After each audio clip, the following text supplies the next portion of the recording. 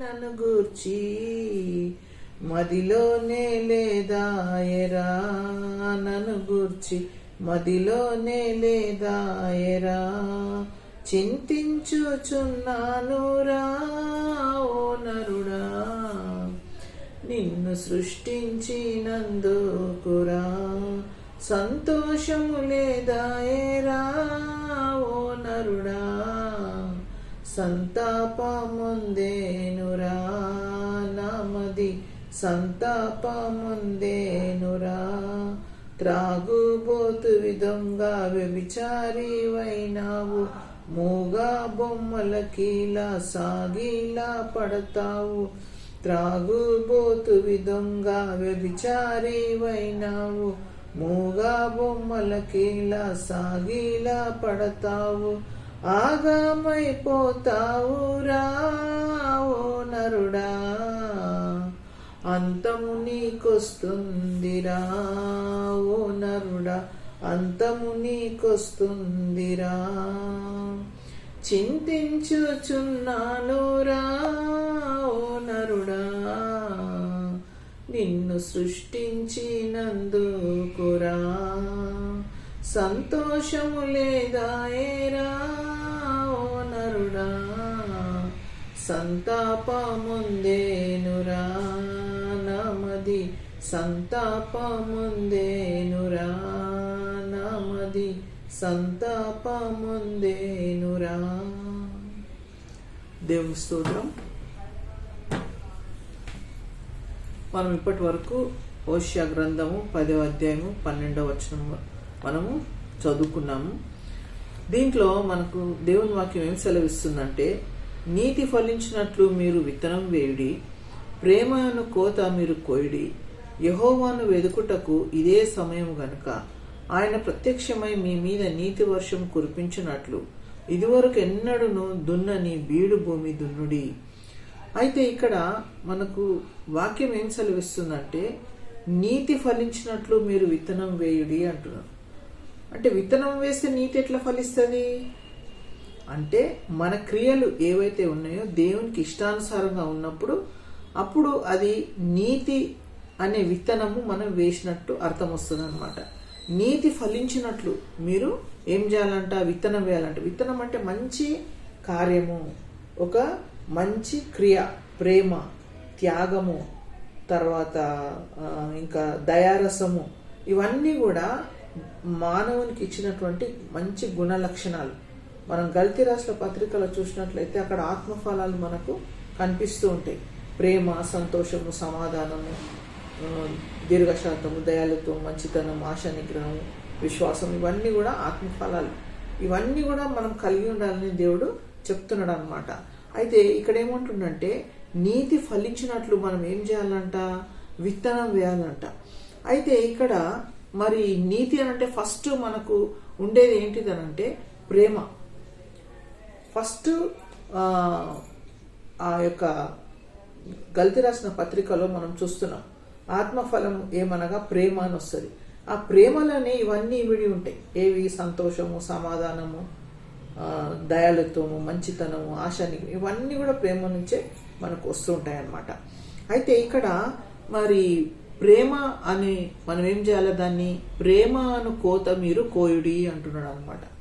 ప్రేమ అనే కోత కోయుడి అని అంటే మనం ఇతరులను ప్రేమించడం. యేసుప్రభు కూడా ఈ లోకంలో ఉన్నప్పుడు ఆయన శిష్యులకు చెప్తాడు, మీరు ఒకరినొకరు ప్రేమిస్తే నా నామం మహిమపరచబడుతుంది అని దేవుడు అక్కడ మనకు మాట్లాడుతుంటాడు.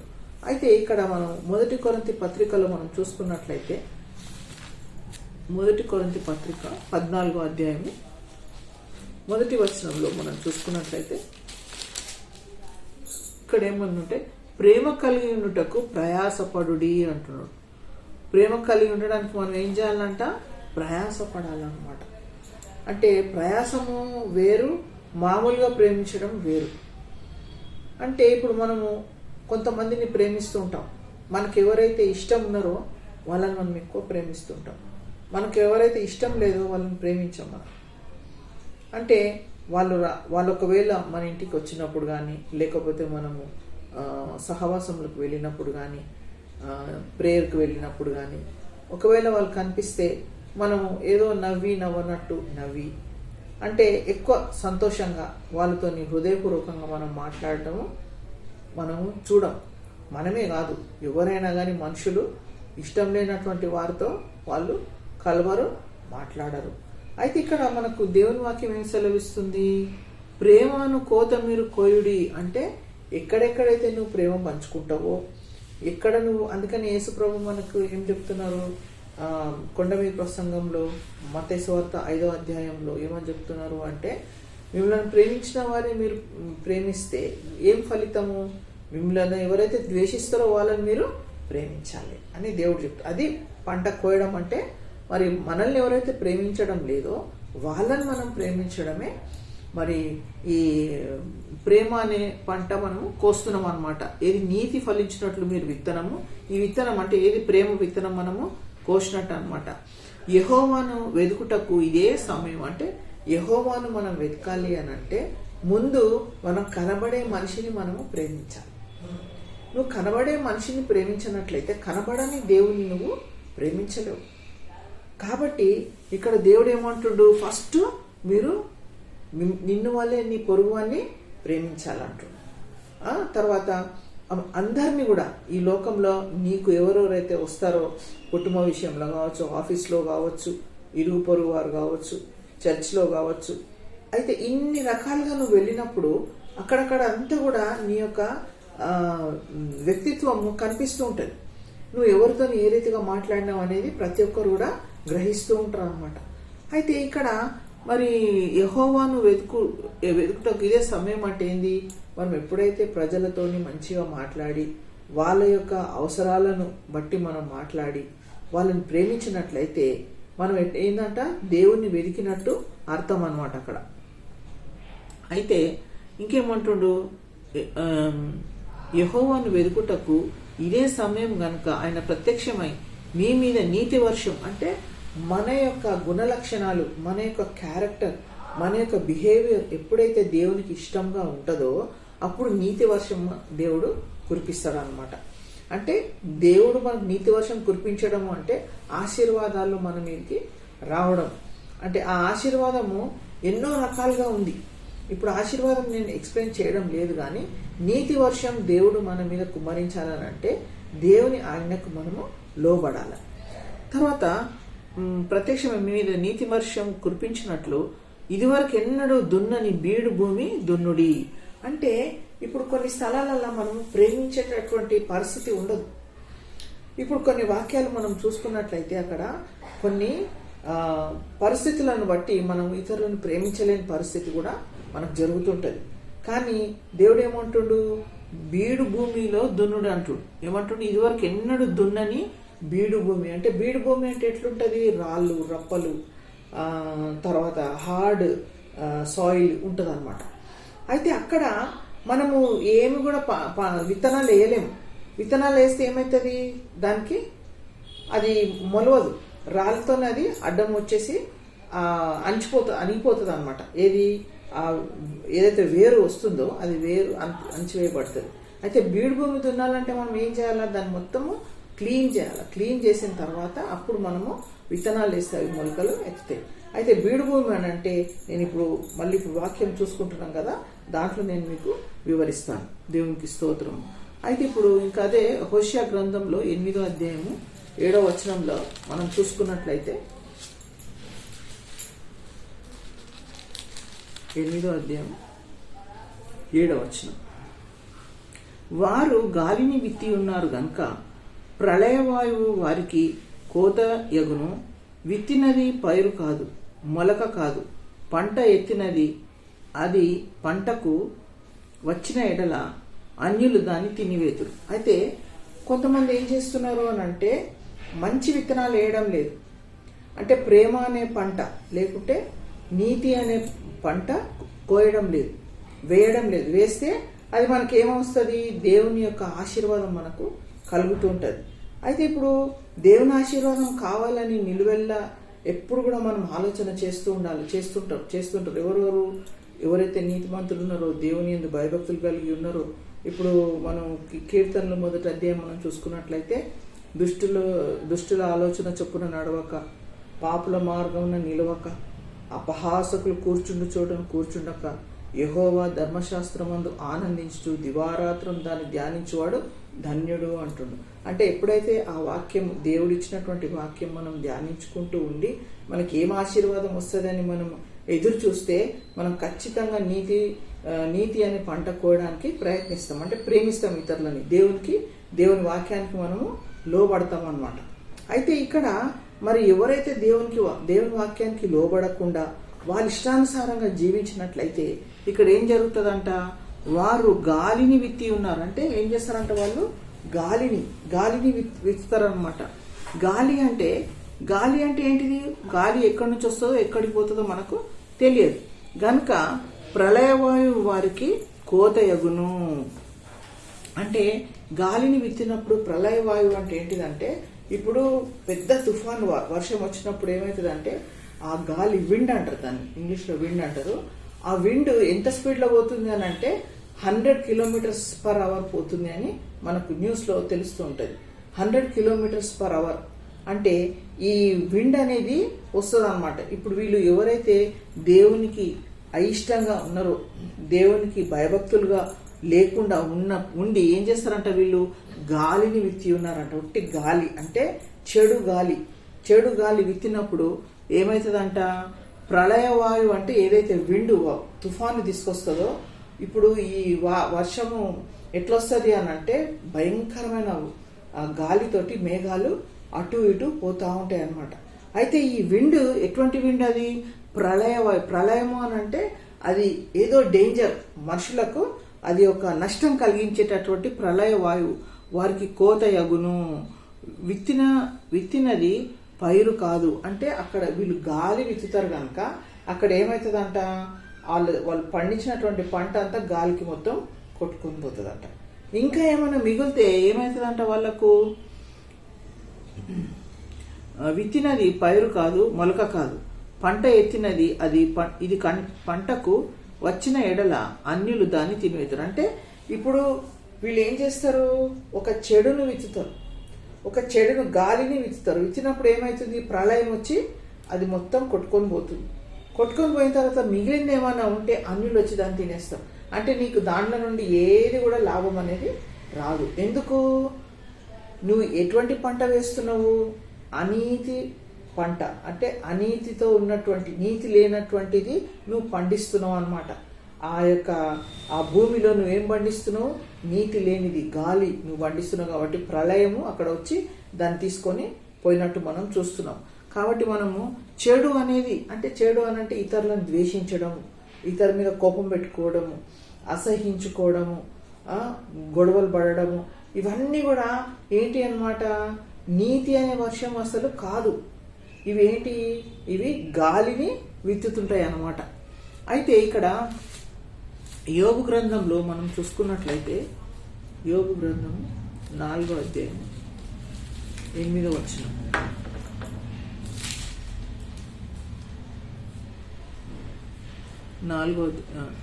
నాలుగో అధ్యాయం 8వ వచనం. నేను చూచినంత వరకు అక్రమమును దున్ని కీడును విత్తువారు దానినే కోయుదురు. నేను చూచినంత వరకు అక్రమము దున్ని అంటే యోబు అంటున్నాడు అనమాట. ఇక్కడ ఏమంటున్నాడు, అక్రమం దున్నుతారంట. అక్రమం అంటే ఏంటిది? అక్రమం అంటే ఇప్పుడు కొంతమంది పిల్లలు ఎట్లా ఎదుగుతారంటే, తల్లిదండ్రులు వాళ్ళకు మర్యాద నేర్పించకపోయినట్లయితే వాళ్ళు ఎవరిని చూసినా కానీ ఇష్టం వచ్చినట్టు మాట్లాడుకుంటారు. మర్యాద లేకుండా, ఒక విష్ చేయకుండా, నువ్వెవర్లే, నువ్వెంతలే అని మాట్లాడుతూ ఉంటారు. అదేంటిది? అక్రమం అన్నమాట. క్రమము కానటువంటిది అక్రమం. అక్రమం ఉంటే ఏమవుతుందంట, ఇక్కడ నేను చూసినంత వరకు అక్రమమును దున్ని కీడును విత్తువారు దానినే కోయుదురు. అంటే ఇప్పుడు ఎవరినైనా నువ్వు మర్యాద లేకుండా మాట్లాడి వాళ్ళతో గొడవ పడినప్పుడు వాళ్ళ లోపల, హృదయం లోపల నీ మీద ఆయాసం కలిగినప్పుడు ఏమవుతుందంటే నువ్వు కీడును దున్నుతావు అంట. అంటే నీకు దానివల్ల నీకేమొస్తుంది? నీకు ఫలం రాదు. దానివల్ల నీకు చెడు పేరు వస్తుంది అన్నమాట. ఆ చెడు పేరును నువ్వు సంపాదించుకుంటున్నావు. అదే ఒకవేళ నువ్వు దేవునికి లోబడి ప్రేమ అనే పంట నువ్వు కోసినట్లయితే అక్కడ నువ్వు ఏం పంట పండిస్తావు? నీతి అనే వర్షం నీ మీద కురిపిస్తాడు దేవుడు. అది యోబు చెప్తున్నాడు. అయితే ఇది కూడా మనం ఇప్పుడు కీర్తనల గ్రంథము 126 5వ వచనం.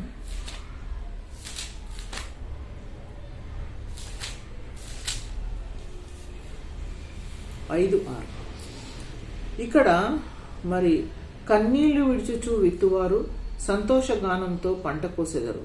పిడికడి విత్తనములు చేత పట్టుకుని ఏడ్చుచు పోవు విత్తువారు సంతోషగానం చేయుచు పనులు మోసుకొని వచ్చును. అయితే కన్నీళ్లు విడిచుచు విత్తువారు, ఇక్కడ దేవుడు అంటున్నాడు అనమాట. నీతిమంతుల విషయంలో ఇక్కడ చెప్పబడింది. ఏం చేస్తారంట వాళ్ళు? కన్నీళ్లు విడుస్తారంట. ఎప్పుడు కన్నీళ్లు విడుస్తారు? ప్రార్థన చేసినప్పుడు. దేని కొరకు వాళ్ళు కన్నీళ్లు విడుస్తారు? ఆత్మలు నశించిపోయే ఆత్మల విషయంలో వాళ్ళు కన్నీరు కారుస్తారు.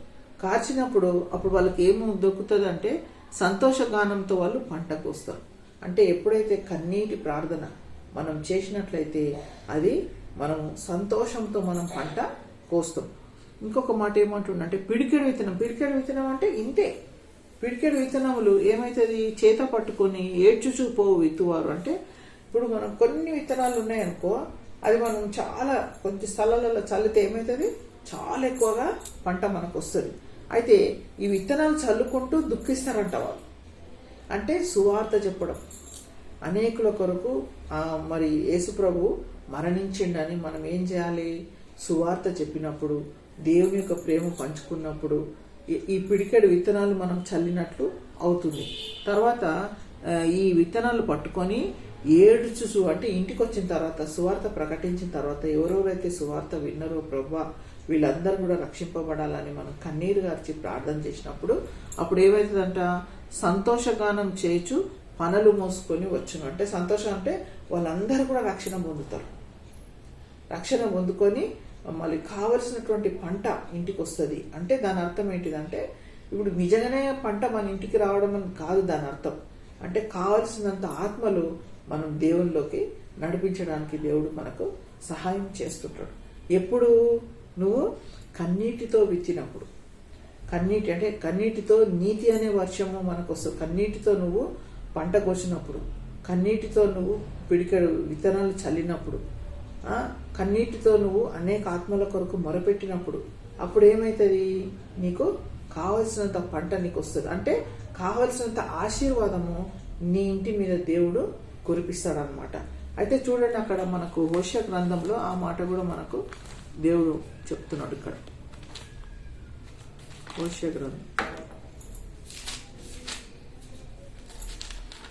హోషేయ గ్రంథంలో ఏమంటున్నాడంటే యెహోవాను వెదుకుటకు ఇదే సమయం గనుక ఆయన ప్రత్యక్షమై మీ మీద నీతి వర్షం మీ మీద నీతి వర్షం కురిపించినట్లు ఇదివరకు ఎన్నడూను దున్నని బీడు భూమి దున్నుడి. అంటే ఇప్పుడు అక్కడ మనం చూసుకున్నాం కీర్తనలో ఏమని? పిడికెడు విత్తనాలు వేసినప్పుడు దాన్నంతా సాఫ్ చేసి బీడు భూమిని అంతా క్లీన్ చేసి ఆ విత్తనాలు వేసి నువ్వు పంట పండించినప్పుడు అప్పుడు దేవుడు ఏం చేస్తాడు? నీతి అనే వర్షం నీ మీద కుమ్మరిస్తాడు. నీ మీద ఆశీర్వాదం అనేది దేవుడు అనుగ్రహిస్తూ ఉంటాడు. చూడండి ఇంకొక మాట, మరి సామెతలు 11వ అధ్యాయము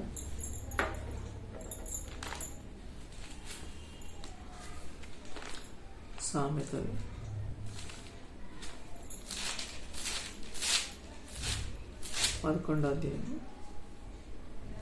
వచనం. భక్తిహీనుని సంపాదన వానిని మోసం చేయును, నీతిని విత్తువాడు శాశ్వతమైన బహుమానం నందును. భక్తిహీనుని సంపాదన వానిని ఏం చేస్తుందంట? మోసం చేస్తుందన్నమాట. అంటే భక్తిహీనుడు అంటే దేవుడు అంటే భయభక్తి లేనటువంటి వాడు, ఎన్నడూ కూడా ప్రార్థన చేయనటువంటి వాడు. వాణ్ణి ఏమవుతుందంట? అక్కడ వానికి సంపాదన వాడిని మోసం చేస్తుంది. అంటే సంపాదిస్తాడు కానీ అది అనుభవించలేడు. ఆ కష్టార్జితము ఆయన భార్య పిల్లలు అనుభవించలేరు. ఎందుకంటే ఈయన లోపల ఏం లేదు? దేవుని భయభక్తులు లేదు కనుక. ఇంకేమంటాడు? నీతిని విత్తువాడు శాశ్వతమైన బహుమానం నందును. నీతిని విత్తువాడు అంటే నీతిని అంటే ఇప్పుడు దాకా చెప్పినాను కదా. అంటే ఏది? ప్రేమ అనేది ఒక విత్తనం. అంటే దాన్ని మనం ఏం చేయాలా? ప్రేమ అనే పంటను మనము కోయాలన్నమాట. ఎప్పుడు మనం దేవుని బిడ్డలను మనం ఏం చేయాలా?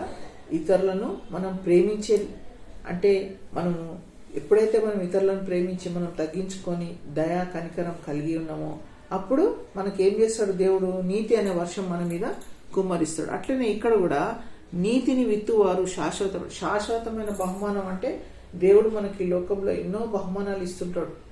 కొంతమందికి గిఫ్ట్స్ ఉంటాయి. గిఫ్ట్స్ అంటే ఏంటి? కొంతమందికి పాటల వరం ఉంటుంది, కొంతమందికి ప్రార్థన వరం ఉంటుంది, కొంతమందికి సువార్త చెప్పే వరం ఉంటుంది, కొంతమందికి మంచి నాలెడ్జ్ ఉంటుంది, భాషలు మాట్లాడేది ఉంటుంది.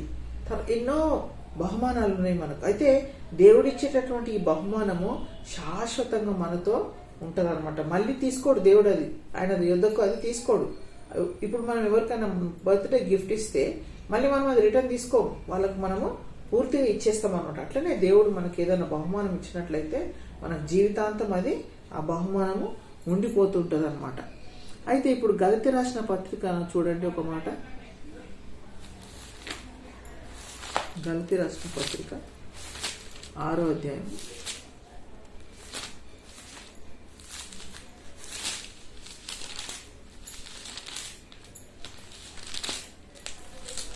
6:7 మోసపోకుడి, దేవుడు వెక్కిరింపబడడు. మనుషుడు ఏమి విత్తునో ఆ పంటనే కోయును. ఎలాగనగా తను శరీరేచ్ఛలను బట్టి విత్తువాడు తన శరీరం నుండి క్షయమును పంట కోయును. ఆత్మను బట్టి విత్తువాడు ఆత్మ నుండి నిత్యజీవమును పంట కోయును. అది ఇక్కడ ఏమంటుండు? దేవుడు అంట వెక్కిరించబడాడంట. మనం ఏమనుకుంటాం? మనం ఎట్లా చేసినా గానీ దేవుడు మన ప్రార్థన వింటాడు, ఆఖరిలో మనల్ని దేవుడు క్షమిస్తాడు, మనం పరలోక రాజ్యం పోతాం అనుకుంటాం మనం. కానీ దేవుడు ఏం చేస్తాడంటే బిగినింగ్ నుండి ఎండ్ వరకు నీ లైఫ్ జర్నీ ఎక్కడి నుంచి ఎక్కడికి ముగింపబడ్డది అదంతా టోటల్గా దేవుడు మనల్ని చూస్తాడు. మనం ఏమనుకుంటాము? మనం ఏం చేసినా లాస్ట్లో క్షమాపణ అడిగితే దేవుడు క్షమించేసి మనల్ని పరలోకం తీసుకుంటాడని మనం అనుకుంటాం. కానీ అట్లా కుదరదు. అయితే ఇక్కడ వాక్యంలో ఏమంటున్నాడు? ఎలాగనగా తన శరీరేచ్ఛలను బట్టి విత్తువాడు. అంటే శరీర సంబంధమైనది. ఇప్పుడు శరీరంలో మనకి ఏమేమి ఉంది? కోపము, క్రోధము, కక్షలు, భేదములు, విమతములు, అసూయలు, మత్తతలు, అల్లరితో కూడిన ఆటపాటలు, ఇవన్నిటిని మనం నెరవేరుస్తుంటాం. ఎప్పుడైనా కోపం వస్తే మన కోపాన్ని ఇతరులు టాలరేట్ చేయలేరు, అటువంటి కోపం వస్తుంటుంది మనకి. అయితే మనం దేన్ని నెరవేరుస్తున్నాము? శరీరేచ్ఛలను మనం నెరవేర్చినట్లు. కోపము, క్రోధము, అసహ్యము, మళ్ళీ ద్వేషము, ఇవన్నిటిని మనం ఏం చేస్తున్నాము? ఎంటర్టైన్ చేస్తున్నాం. దాన్ని మనము బాగా ఇంపార్టెన్స్ ఇస్తున్నాం. అయితే అట్లా చేసినప్పుడు మనకి ఏం జరుగుతుంది? మనకు ఒక సాటిస్ఫాక్షన్ వస్తుంది. ఏం సాటిస్ఫాక్షను? నేను ఈ శరీరానుసారంగా నేను ఇది చేసిన వాళ్ళకి తెలవాలి, నేనేంటిదో వాళ్ళకి తెలవాలి అని మనం అనుకొని ఏం చేస్తున్నాము? మనము శరీరానుసారంగా మనం ప్రవర్తిస్తున్నాం. ప్రవర్తించినప్పుడు ఏమైతుంది? అక్కడ శరీరానుసారంగా ప్రవర్తించినప్పుడు ఏమైతుంది?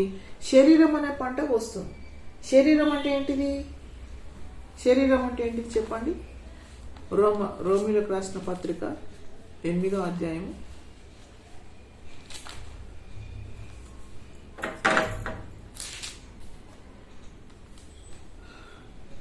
6వ వచనం. శరీరానుసారమైన మనసు మరణము, ఆత్మానుసారమైన మనసు జీవమును సమాధానమై ఉన్నది. అంటే శరీరానుసారమైన మనసు మరణము. శరీరానుసారమైనది ఏది? కోపము, క్రోధము, కక్షలు, భేదములు, ఇవన్నీ నువ్వు శరీరం నెరవేర్చినట్లయితే నువ్వు ఎక్కడుంటావు? నీకు మరణం వస్తుంది. మరణం వస్తుంది అంటే దాని అర్థమైంది? 2 మరణాలు ఉంటాయి. మనం రక్షణ పొందితే ఒకటే మరణం మనకు ఉంటుంది. మనం రక్షణ పొందనట్లయితే 2 మరణాలు మనకు వస్తాయి. అయితే ఇప్పుడు రక్షణ పొందినాక కూడా మనం శరీర ఏచ్ఛను మనం నెరవేర్చినట్లయితే మళ్ళీ ఏమవుతుంది? ఆ యొక్క శరీరానుసారమైన మనసు మరణము. నువ్వు బ్యాప్టిజం తీసుకున్నాక కూడా మంచిగా ప్రార్థన చేసి దశంభాగం ఇచ్చి అన్ని చేసి శరీర కోరికలను నెరవేర్చినట్లయితే ఎక్కడికి పోతావు? నువ్వు మరణానికి అది దారి తీస్తుంటుంది. కాబట్టి మనం అది జ్ఞాపకం చేసుకోవాలా. ఇంకొక మాట, ఇర్మియా రాసిన గ్రంథము ఇర్మియా 4వ అధ్యాయం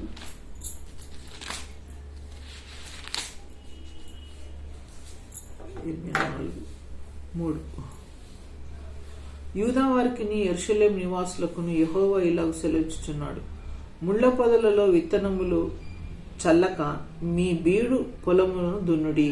అంటే దేవుడు ఇక్కడ చెప్తున్నాడు, ఏమని చెప్తున్నాడు? ముండ్లల్లో మనం విత్తనాలు వేసినాం అనుకో, అవి పండుతాయా? పండే. ముండ్లు అంటే దాని అర్థం ఏంటంటే కఠినమైన హృదయం కలిగినటువంటి వారు. మనం వాళ్ళకి ఏ రీతిగా చెప్పినా వాళ్ళు వినకుండా అశ్రద్ధ చేసేటటువంటి వారు. అయితే ముండ్లలో మీరు ఒకవేళ విత్తనాలు వేస్తే అవి ఫలము ఫలించనంటున్నాడు. ఇంకేమంటున్నాడు? ముళ్ళ పొదలలో విత్తనములు చల్లక మీ బీడు పొలమును దున్నుడి. అంటే ఏదైతే మరి బ్యారన్ ల్యాండ్స్ ఉన్నాయో, బ్యారన్ ల్యాండ్స్ అంటే రాళ్ళు రప్పలు అవన్నీ ఉన్నాయో వాటిని క్లీన్ చేసి ఆ బీడు భూమిలో మీరు విత్తనం వేయండి. అప్పుడు అది పంటకు వస్తుంది అనమాట. అయితే ఇక్కడ ఇంకేమంటుండు?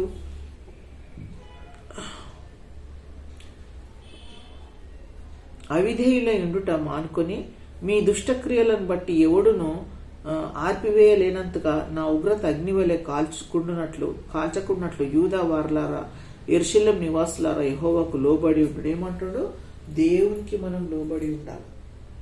దేవునికి మనం లోబడి ఉండి, ఒకవేళ బీడు భూమి అంటే కఠినమైన హృదయం ఉన్నప్పటికీ నువ్వు ప్రార్థన చేసి వాళ్ళకు సువార్త చెప్పి వాళ్ళ దగ్గర నువ్వు విత్తనం వేసినావంటే ఆ పంట నువ్వు కోయగలుగుతావు. కఠినమైన హృదయాలు కలిగినటువంటి వారి మధ్యలో కూడా నువ్వు విత్తనము వేయడానికి దేవుడు సహాయం చేస్తాడు. దేవునికి స్తోత్రం. ఇంకేమంటుంది? నేను ముగిస్తాను, ఇంకా కొద్దిగానే ఉన్నది. ఇంకా ఆయనను మనం ఎట్లా వెతకాలా? ఆయనను మనం వెతకాలి. ద్వితీయోపదేశ కాండం 4వ అధ్యాయం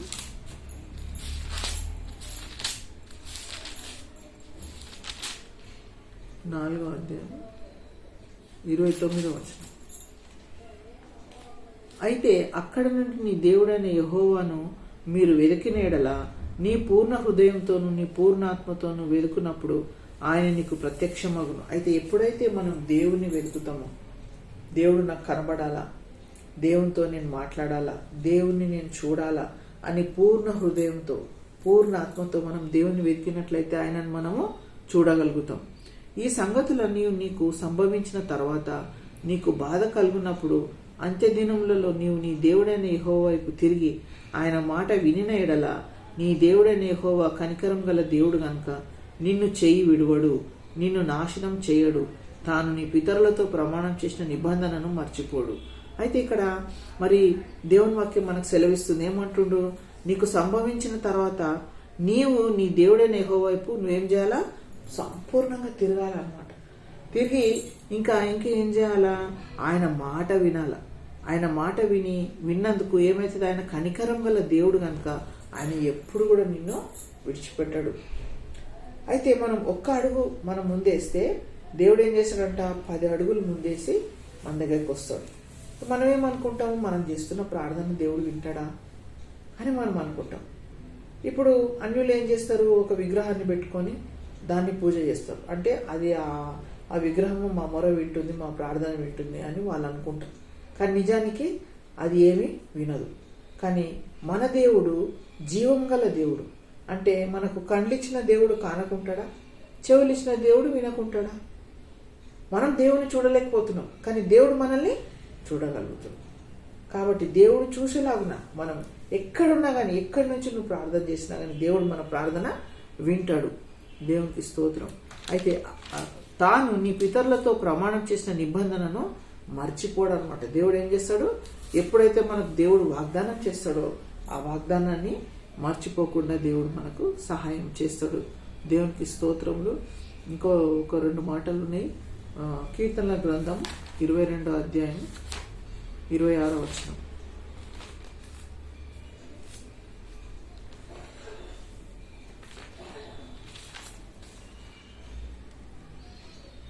దీనులు భోజనం చేసి తృప్తి పొందేదరు, యెహోవాను వెదుకువారు ఆయనను స్తుతించెదరు. మీ హృదయములు తెప్పరిల్లి నిత్యము బ్రతుకును. దీనులు ఏం చేస్తారంట? భోజనం చేసి తృప్తిగా ఉంటారట.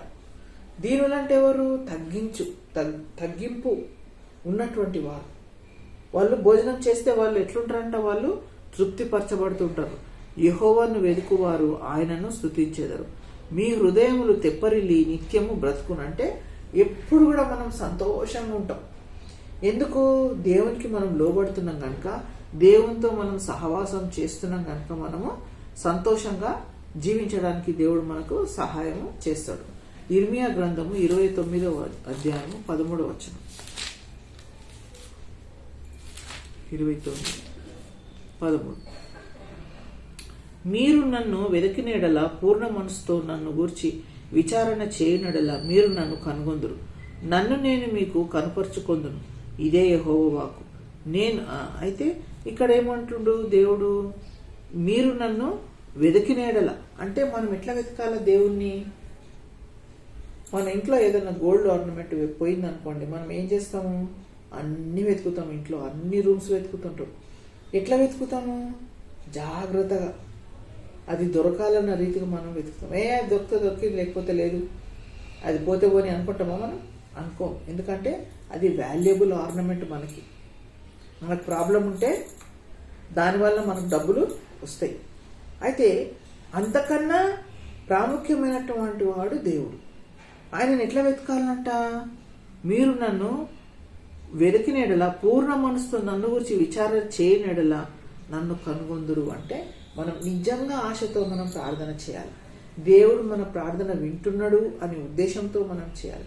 ఏదో మెకానికల్గా కూర్చొని దేవాను రాత్రి అంతా కాపాడినవు, ఆ దినం అంతా కాపాడు, అన్ని విషయాలు సహాయం చేయని, వాళ్ళ కొరకు వీళ్ళ కొరకు ప్రార్థన చేసి పరుగులెత్తడం కాదు.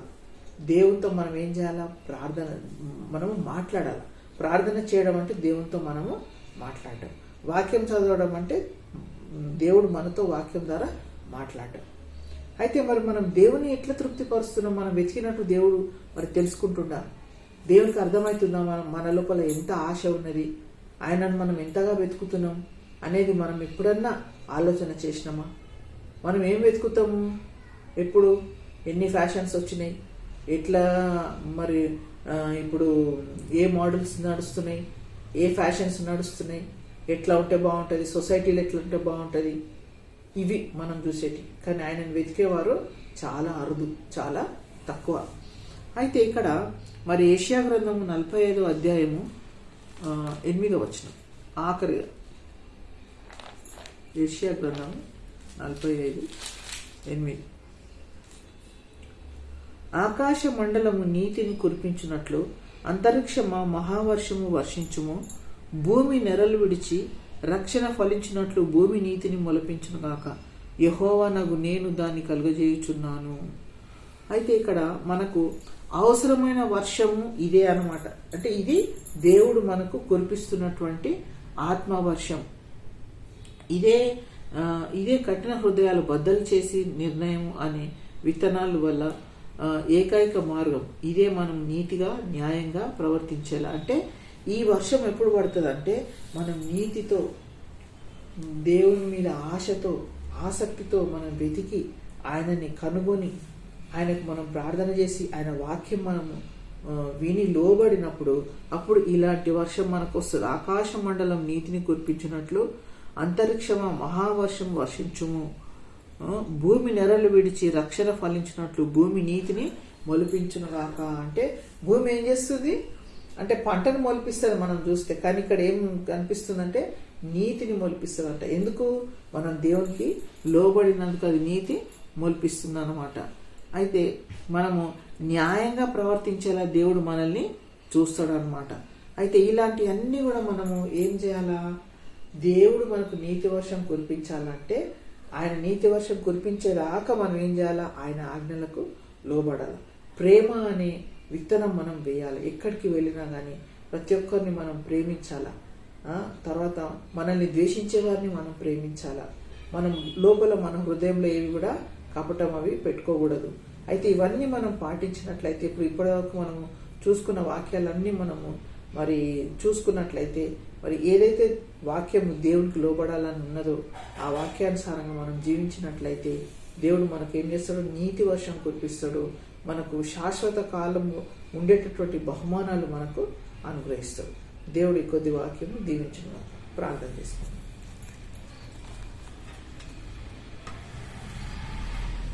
మహోన్నతుడా, మహాగణుడా, పరిశుద్ధుడా, నీ పాదాలకు స్తుతి స్తోత్రములు తండ్రి. దైవమా, నీకు స్తోత్రములు నాయన తండ్రి. బీడు భూమి అంటే ఏంటిదో, నీటి వర్షం అంటే ఏంటిదో తండ్రి నాయన, విత్తనం అంటే ఏంటిదో నాయన మేము అయ్యా నా తండ్రి చూసుకున్నాం తండ్రి నాయన. అయ్యా, నీటి వర్షం కురిపింపబడాలంటే నీకు లోబడాలి ప్రభా నాయన, నీ చిత్తానుసారంగా జీవించాలి ప్రభా తండ్రి నాయన. ప్రేమ పొందుటకు ప్రేమ ఇతరుల నుంచి పొందడానికి, మేము ఇతరులను ప్రేమించడానికి మేము ప్రయాసపడాలని వాక్యం సెలవిస్తుంది ప్రభా. మరి విన్నటువంటి వాక్యాన్ని బట్టి నీకు స్తోత్రములు ప్రభా. అయ్యా, విన్న ప్రతి బిడ్డలో మీ కార్యం జరిగించండి నాయన. అయ్యా నా తండ్రి, మరి వాక్యానుసారంగా జీవించటకు మీరు మాకు సహాయం చేయమని ప్రార్థిస్తున్నాం. అయ్యా నాయన, మరి వాక్యం దుష్టుడెత్తుకొని పోకుండా నాయన, అయ్యా నా తండ్రి, మేము కూడా నా ప్రభా నీ వాక్యానికి లోబడి తండ్రి నాయన, మరి నీ దగ్గర నుండి మేము నీతి వర్షం కురిపింపబడినట్లుగా ప్రయాసపడటకు సహాయం చేయండి ప్రభా. దయా కనికరము ప్రేమ జాలి చూపించే దేవుడు నాయన తండ్రి, నీకు స్తోత్రములు ప్రభా. నీవు మా పట్ల చేసిన వాగ్దానాలు మర్చిపోవు గనుక నాయన, అయ్యా మరి మేము నీకు ఇష్టంగా ఉండటకు జీవించటకు సహాయం చేయమని అయ్యా నాయన, ఈ యొక్క వాక్యం విన్నటువంటి ప్రతి బిడ్డను కూడా మీరు దీవించి ఆశీర్వదించగలరని ఈ కొద్ది మనవులు మా ప్రభుని ప్రియరక్షకుడైన యేసు నామమును బట్టి ప్రార్థించి వేడుకుంటున్నాను తండ్రి. ఆమేన్. అందరికి వందనాలండి.